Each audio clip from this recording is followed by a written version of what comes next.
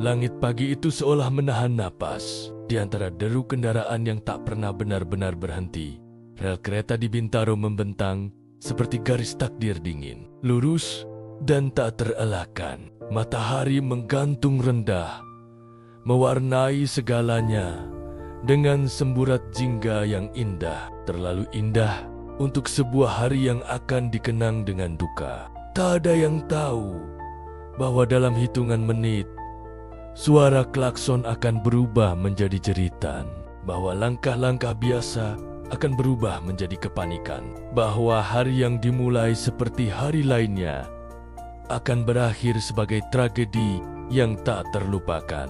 Di kejauhan, suara kereta mulai terdengar pelan, lalu semakin jelas, mengguncang udara, mengguncang dada. Sementara itu, di perlintasan, waktu seolah berjalan lebih cepat dari seharusnya. Ada yang terburu-buru, ada yang lengah, ada yang percaya semuanya masih bisa dikendalikan. Namun, takdir hari itu memilih jalannya sendiri. Dan ketika besi bertemu dengan tubuh, ketika kecepatan bertabrakan dengan ketidaksiapan, dunia seakan terhenti, lalu pecah dalam satu detik yang abadi. Itulah awal dari kisah yang akan terus hidup. Kisah tentang kehilangan, penyesalan, dan sebuah perlintasan yang tak lagi sama. Pagi itu, langit di atas Bintaro berwarna pucat. Udara masih menyimpan sisa dingin malam,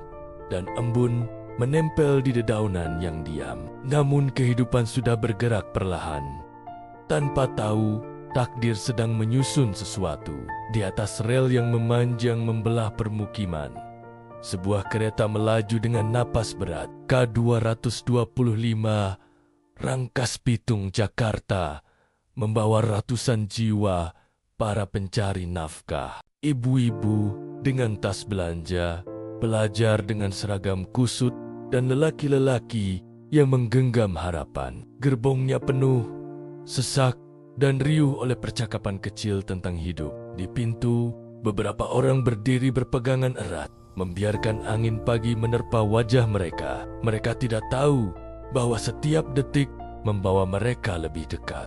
Dari arah berlawanan, melaju K220 Tanah Abang Merak.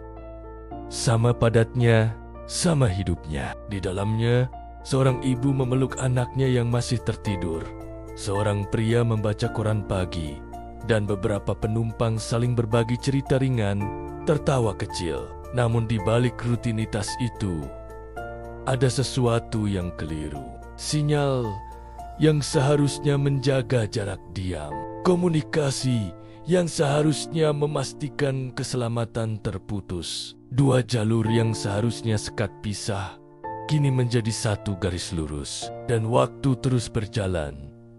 Masinis di kedua kereta mulai merasakan keganjilan. Di kejauhan, sesuatu tampak, sebuah bayangan yang tidak seharusnya ada di jalur yang sama. Detik-detik berubah menjadi kepanikan. Klakson dibunyikan panjang, keras, memecah pagi. Rem ditarik sekuat tenaga. Roda besi menjerit melawan rel. Percikan api muncul dari gesekan yang putus asa. Namun, jarak terlalu dekat, terlalu cepat, terlalu terlambat. Dan kemudian segalanya hancur dalam satu dentuman. Benturan itu seperti ledakan yang merobek pagi. Gerbong depan hancur. Logam terlipat seperti kertas.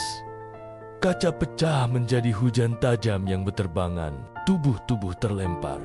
Suara jeritan bercampur dengan suara besi yang berderit kesakitan. Dunia yang tadi hidup seketika berubah menjadi kekacauan. Waktu seolah berhenti.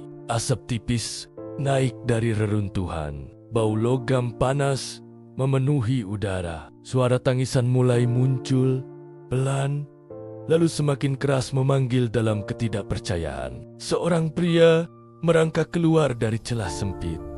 Wajahnya penuh luka, matanya kosong. Ia memanggil nama seseorang berulang kali, namun tak ada jawaban. Di sisi lain, Seorang ibu mengguncang tubuh anaknya. Suaranya pecah, seperti sesuatu dalam dirinya ikut runtuh bersama gerbong itu. Warga sekitar berlarian menuju lokasi. Mereka datang tanpa pikir panjang, hanya dengan naluri untuk menolong. Tangan-tangan mencoba mengangkat besi, menarik korban dari sela-sela sempit, membisikkan harapan di tengah keputusasaan. Namun kenyataan terlalu kejam. Tidak semua bisa diselamatkan. Hari itu, tragedi Bintaro 1987 menorehkan luka yang dalam. Ratusan nyawa hilang dalam sekejap karena satu rangkaian kesalahan yang tak terhentikan. Ambulans datang silih berganti. Rumah sakit dipenuhi oleh korban. Keluarga berdatangan dengan wajah pucat, mencari, berharap, sekaligus takut menemukan jawaban. Nama-nama dipanggil, sebagian menjawab, sebagian tidak pernah lagi.